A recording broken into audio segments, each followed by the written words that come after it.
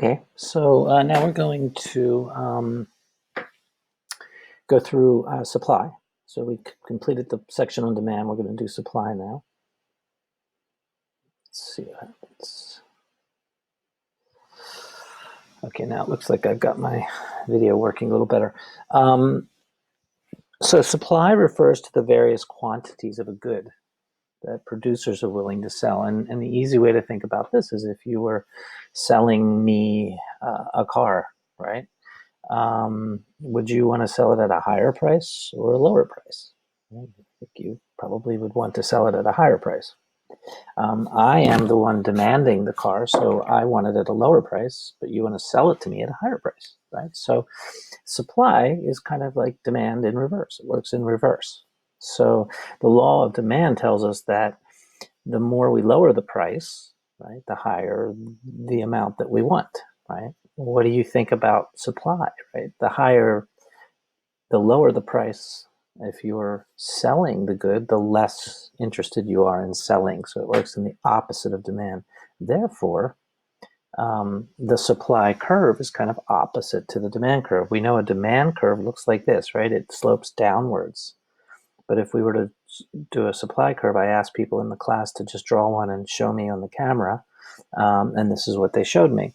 A supply curve goes up. So the demand curve, sorry, go backwards, goes down. The supply curve goes up, right? And the reason why is here. You can see it. For $5, the higher the price, the more I want. The lower the price, so I should say, the higher the price, the more I'm willing to sell. The lower the price, the less willing I am to sell. Okay, and in reverse. Okay. So the question is, what happens to supply as prices go down? I think you got it. As price goes down, the less willing you are to supply. Okay. So the supply curve, the reason why it works this way is because businesses seek to make profit, right? Businesses want to make profit. Now, profit, I asked the class if they knew what a profit was. Profit is the money a business has left over after it has its cost. So you sell something for money, you subtract out whatever you paid for it, and what's left is your profit. Okay. So the higher the price of a good, the higher your profit's going to be. If I bought this good for $2 and I sell it for $3, my profit is $1.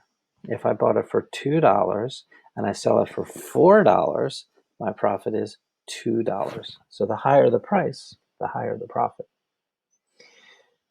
So just like there's a law of demand, there's also a law of supply. All right, the law of supply holds that producers will normally offer more for sale at higher prices and less at lower prices. Okay, remember, demand was the opposite. The lower the price, the higher. Now, just like demand curves can change, supply curves can also change, right? They can shift. And in demand curves, we talked about really two main reasons. One is the economy changes. More people have more money, or people have less money. And we talked about different goods, substitute goods, complementary goods. When we talk about supply, the reason it shifts is because of cost, right? It's usually because of cost. When the cost of making a product changes, then the supply curve changes, and we'll talk about that now. So if costs go up, right, that means that if it used to cost me $1 to make one bottle of Fiji water, right, and the costs go up, it now costs $2 to make one bottle. Okay, so the cost went up, and that's represented here. I'm going to show you a picture of that in a second. And when costs go down, so if it costs me $1 to make Fiji water now, and it goes down to 50 cents, right? This is what you'll see in the demand curve here. It shifts down. And let me show you a picture of what that looks like, just like I did with supply. So this here is a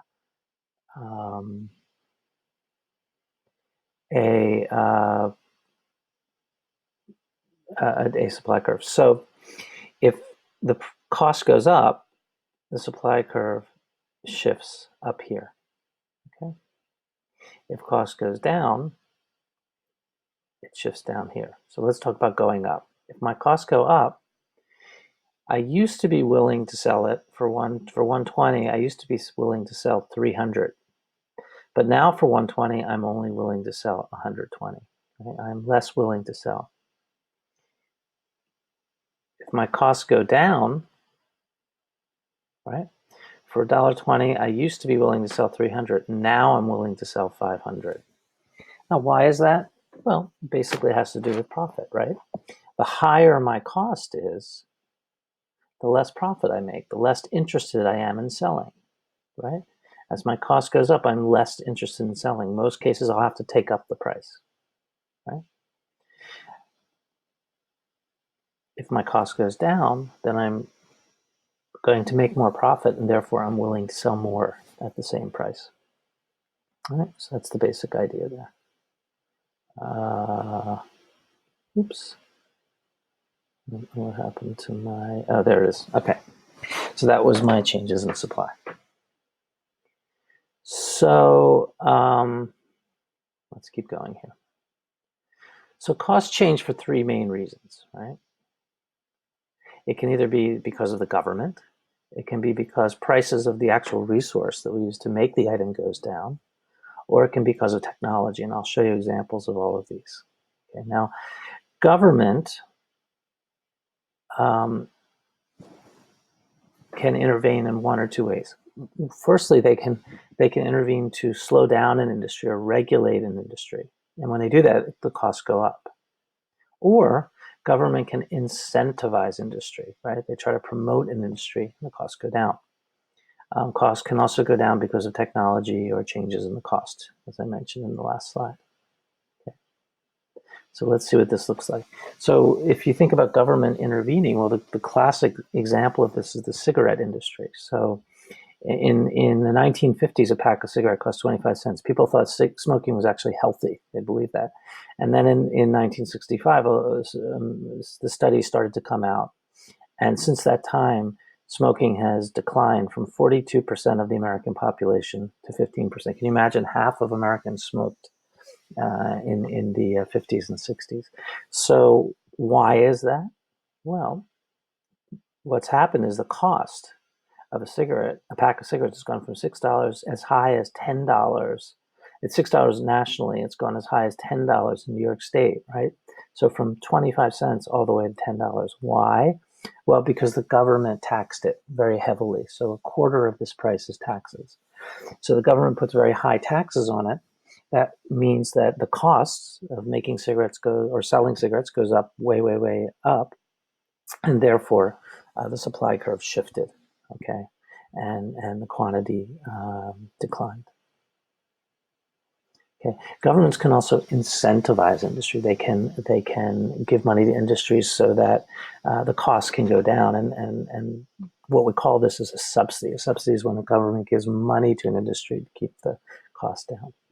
So over the past 15 years, the federal government has provided $68 billion in grants and special tax credits. So the government gives a lot of money to subsidies.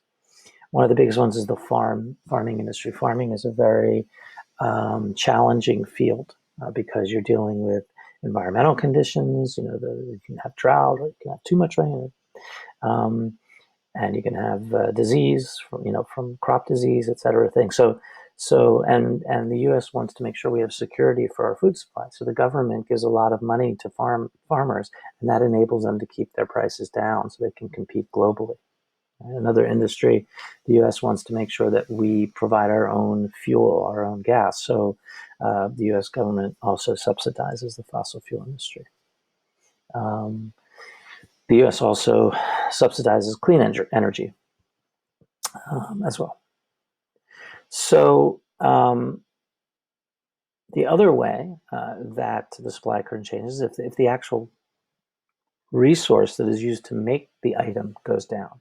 Okay, and the classic example of that is cocoa. That is the main ingredient used in chocolate. And over the past few years, indeed, chocolate pricing continues to go up. And the reason why is because the price of cocoa goes up. And the reason why is because cocoa is mainly sold in two countries, Ivory and Ghana. And farmers there have colluded to try to make more money, and they're increasing the price of cocoa. So When the resource, the price of the resource goes up, then it affects the supply of the item made from the resource, which is chocolate. And then technology, and this one you should be very familiar with. Today you probably have a nice big TV screen in your home, but that's really because over time the cost, and this is just a graph of the cost of different kinds of technology, have gone down dramatically through the years, and this is because of advances in technology. So a computer, this is just indexed. So today, a computer costs 90% of what it cost just before you were born. Televisions are another great example. Have gone down just about the same. They're about 90% cheaper than they used to be. Okay, so all of these goods have gone down in price a lot because of technology. Okay, so I took everyone through this cheat sheet in class, and I think this is a nice way to explain how supply curves work, and basically it comes down to, I'm going to take you through each one of these things that can happen, and then the first thing we do is we decide whether it affects cost. Once you know whether it affects cost, then you can relate it to the supply and then to the supply curve. So let's do the first one. Right? So this is what happens if the cost of a resource falls, right? Well, if the cost of a resource like cocoa falls, then the cost to produce cocoa also falls, it goes down. And if the price to produce something goes down, then the suppliers are willing, the producers are willing to make more. And if they're willing to make more, it's going to shift the supply curve out to the right. Okay? And sure enough, if the cost of a resource rises, which is the opposite, right, then the cost of produce should go up. And if it goes up, then the producers are less willing to produce, and the demand curve will shift in the opposite direction. Okay. If productivity decreases, right, what is productivity? Productivity means how efficient that you make things, right? So if productivity increases, I can make things cheaper. If it decreases, it costs me more to make them. So if it decreases, I'm going to show you both of them here just to move a little more quickly. If it decreases, prices go up. If it increases, prices go down. And then these will move exactly the same as they have before. If you have an upward red, then you have a downward pink. In other words, as prices go up, the supply goes down, the willingness to supply goes down, and the supply curve shifts left. Okay? New technology, we said, if new technology, like in the case of the TVs and the computers, it can lower costs. But lower costs, then the suppliers are willing to supply more, and the supply curve, will shift out to the right. Now, taxes are something that can increase costs. If the government makes me pay more taxes, then my costs are higher. If they lower my taxes, my costs are less. So again, I'll reveal these two at once, right? Higher taxes means higher costs. Higher costs means I'm less willing to supply, right? Lower taxes means lower costs. Lower costs means I'm more willing to supply. And the supply curve will shift. Okay. The last one was subsidies, right? The government gives money to help an industry. Okay. So if the government gives an industry, the cost of supplying will go down. My willingness to supply, right, will go up, and the supply curve will shift accordingly. Okay, so this cheat sheet is kind of helpful to you. The test will be open book, so this would be a good one to have by your side when you're taking the test. So that's basically supply. We have one last section, which is when supply meets demand, which we haven't taught yet in class, but we will shortly, and that will be loaded as well.